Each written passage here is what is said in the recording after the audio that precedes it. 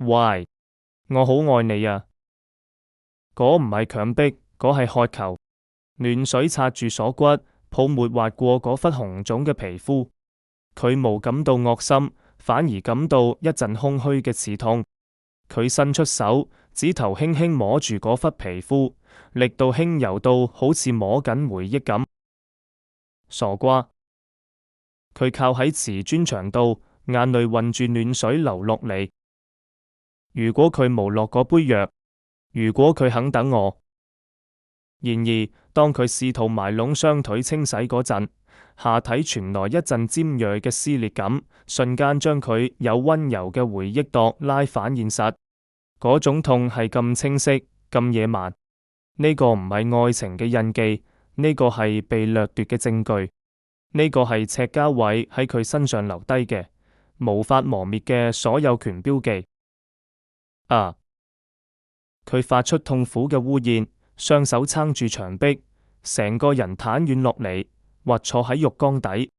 暖水繼續緊佢，但係此刻嘅溫暖已經無法抵禦內心嘅寒冷。佢終於明白，無論佢點樣回味鎖骨上嘅吻，無論佢點樣貪戀嗰一夜嘅歡愉，呢份痛都喺度提醒佢，一切已經結束咗。佢機械式咁乾淨泡沫包住浴巾走出浴室，佢嘅目光唔受控制咁被客廳角落嗰嚿深灰色嘅影吸引，嗰係佢啱啱滑落嘅褸。此刻佢安靜咁瞓喺地板度，好似一個等待擁抱嘅主人。Charming 行過去，冇踢開佢，而係蹲低身，將塊面埋入嗰件仲殘留淡淡水氣嘅裏度。嗰股木質香混住佢沐浴後嘅清香，瞬間包住佢。混蛋！佢低聲鬧咗一句，眼淚再次湧出。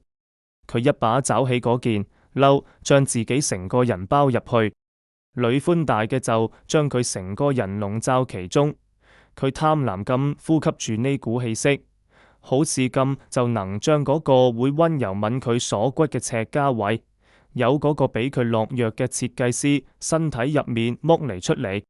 佢抱住嗰件女，蜷縮喺冰冷嘅梳化度，好似一隻受傷後尋求庇護嘅小動物。赤家偉，佢喺充滿佢氣息嘅懷抱中喃喃自語：我恨你。佢個鼻尖卻貪婪咁喺佢衫領嘅氣味度呻咗兩下，眼淚浸濕咗羊絨面料。佢閉上眼，喺敵人嘅氣息入面沉沉瞓住咗。